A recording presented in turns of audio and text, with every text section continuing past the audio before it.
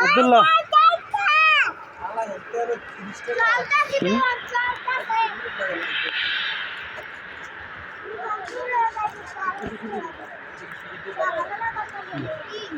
এই যে মজা ডিপার্টমেন্ট দাঁড়াও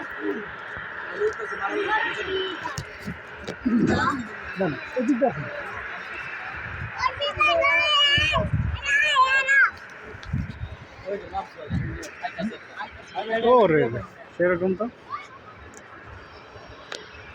এটা দামি বিমান এটা বড় বড় এটা বড়